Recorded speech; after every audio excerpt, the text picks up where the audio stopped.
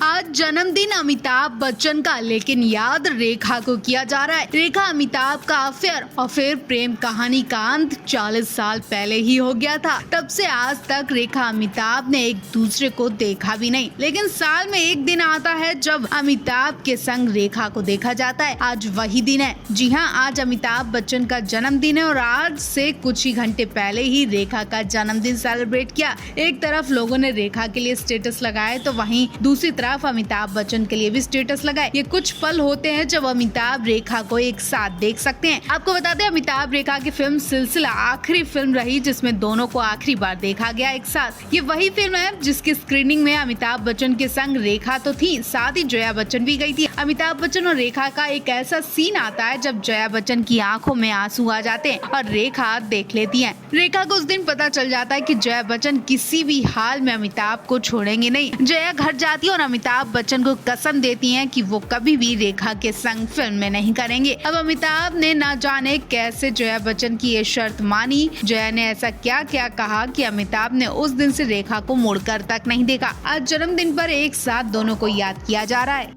राघव परिणीति की शादी के बाद एक एक चीज पर आफत बनी हुई थी। राघव चड्ढा ने पहले रिसेप्शन कैंसिल किया, फिर हनीमून कैंसिल किया और अब कोर्ट में चिल्ला चिल्ला कर राघव ने बताई पूरी परेशानी। राघव ने अपने बंगले से लेकर सस्पेंड होने पर और जेड प्लस सिक्योरिटी को लेकर जो दलीलें पेश की वो आप भी सुनिए। राघव चड्ढा ने दिल्ली हाई कोर्ट के सामने खुद को मिल रही आतंकी धमकियों और सुरक्षा से जुड़ी बातों का हवाला दिया। ये बात आप नेता ने कोर्ट के सामने अपने बंगले को बचाने के लिए रखी है। उनकी ओर से वकील ने दिल्ली हाई कोर्ट को बताया कि राघव चड्ढा को उपराष्ट्रपति जगदीप ने टाइप 7 बंगला अलर्ट किया था। ये इसलिए किया गया क्योंकि उन्हें धमकियां मिल रही थी, इसलिए उन्हें जेड प्लस सुरक्षा भी दी गई थी, लेकिन उस पर भी विरोधी पार्टी ने बखेड़ा खड़ा कर दिया था। राघव चड्ढा ने कहा कि उन्हें उनकी शादी के वक्त से ही परेशान किया जा रहा था। कुछ दिन पहले ही राघव चड्ढा ने एक्ट्रेस परिणीति चोपड़ा से शादी की। चड्ढा के वकील ने कहा कि संसद सदस्य को एक नोटिस दिया गया था और बंगला खाली करने की कार्रवाई जारी की गई। उन्होंने इससे पहले कहा कि निचली अदालत की ओर से रोक लगा दी गई थी, लेकिन इसे फिर से हटा दिया गया और निचली अदालत ने 5 अक्टूबर को आदेश दिया कि राघव चड्ढा ये दावा नहीं कर सकते हैं कि आवंटन रद्द होने के बाद भी उन्हें राज्यसभा सदस्य के रूप में अपने पूरे कार्यकाल के दौरान सरकारी बंगले पर कब्जा कायम रखने का पूर्ण अधिकार है।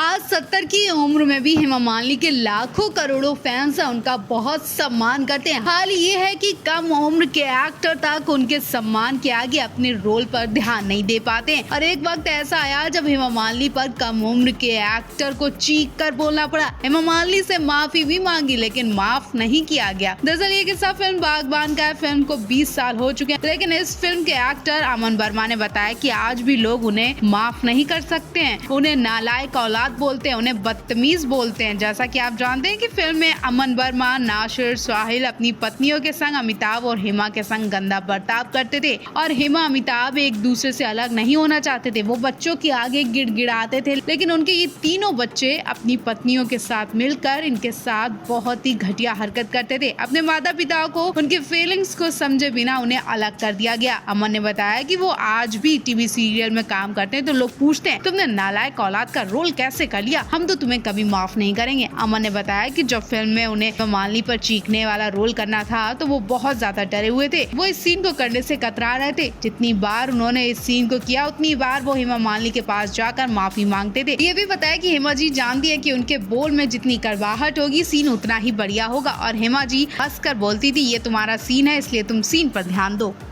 रेखा अमिताभ भले ही एक ना हो पाए हो, लेकिन कुछ चीजें हैं जो रेखा अमिताभ के एक होने पर ही पूरी होती हैं। फैंस को भी अमिताभ के संग रेखा की फिल्में ज्यादा अच्छी लगती होंगी। रेखा ने भी अमिताभ के बाद दूसरी शादी नहीं की, हालांकि उनके पति की मौत हो गई थी और दूसरी शादी भी नहीं की, लेकिन रेखा मांग में सिंदूर लगाती है और ये सवाल आज भी पूछा जाता है। इनके अलावा दोनों का जन्मदिन भी एक दिन के फासले से होता है। ऐसे में लोग इनके प्यार के किस्से इसी बहाने याद कर लेते हैं। बता दें, अमिताभ बच्चन समय के बेहद पाबंद है। वो सेट पर कभी भी लेट नहीं आते थे, बल्कि वॉचमैन से पहले पहुंच जाते थे। दो अनजाने की शूटिंग के दौरान भी बिग बी समय से सेट पर पहुंचे थे, लेकिन रेखा अक्सर लेट आती थी। अमिताभ बच्चन रेखा की इस आदत से बहुत परेशान हो गए थे। रेखा के देर आने का सिलसिला नहीं थमा तो एक दिन अमिताभ बच्चन का सब्र का बांध टूट गया और सीधे रेखा के पास पहुंच और साफ साफ बोले कि शूटिंग पर समय से आए, काम को गंभीरता से लें। बिग बी की बात सुनकर रेखा हैरान हो गयी और कुछ दिन बाद रेखा टाइम से आने लगी थी।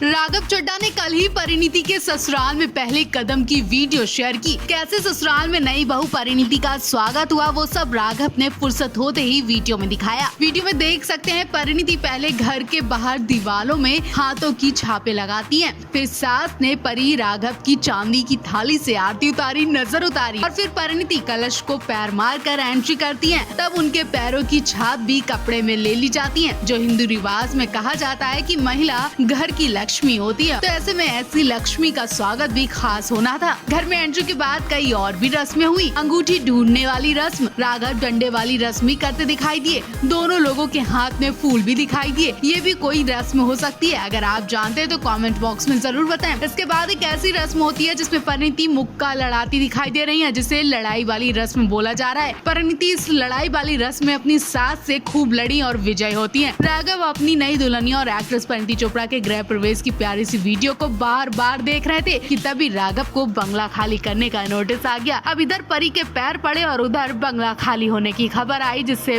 राघव काफी टेंशन में आ गए।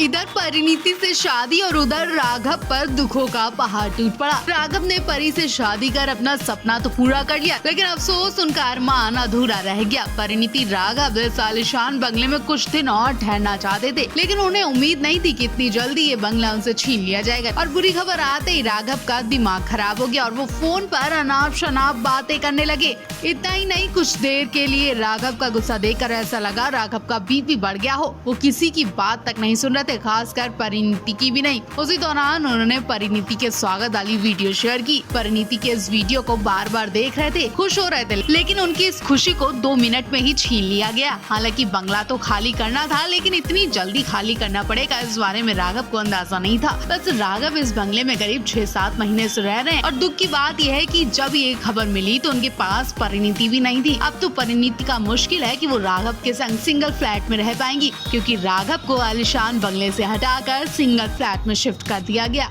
राघव चड्ढा शादी के माहौल से अभी बाहर भी नहीं निकले कि बंगले से विदाई दे दी गई है। हर तरफ राघव चड्ढा की ऐसी खबरें आने पर राघव चड्ढा ने भी भड़ास निकाली। उन्होंने भी आखिरकार अपना मुंह खोल ही दिया। राघव ने बता दिया ये सब बीजेपी कर रही है। विरोधी पार्टी से उनकी खुशियां देखी नहीं जा रही थी। दूसरों से जलने वाली ये पार्टी है, जबकि मैं तो बंगला खाली करने ही वाला था, लेकिन जानबूझकर बखेड़ा करने वाली विरोधी पार्टी को इसमें जीत मिलती है, सुकून मिलता है। विरोधी पार्टी बस बैठे बैठे ये सब काम करवाती है, बाकी देश में राज्य में क्या हो रहा है उससे उन्हें मतलब नहीं होता है। राघव के गुस्से वाली वीडियो सामने आते ही परिणीति ने सपोर्ट किया। जब उनसे पूछा गया तो उन्होंने जवाब में कहा कि उनकी पोजीशन के मुताबिक ही उन्हें शिफ्ट किया जाएगा, इसमें कोई बड़ी बात नहीं है। हर नेता के साथ ऐसा होता है और होना भी चाहिए। सबको एक सम्मान मिलना चाहिए, लेकिन इतनी छोटी सी बात के लिए इतना बखेड़ा करने की जरूरत नहीं है। अब राघव की वजह से पहली बार परिणीति को भी मीडिया के सामने आकर नेताजी के लिए बात करनी पड़ी। अब तो शुरुआत है, अब देखना होगा परिणीति बॉलीवुड से अलविदा लेकर राजनीति में कैसे आती हैं।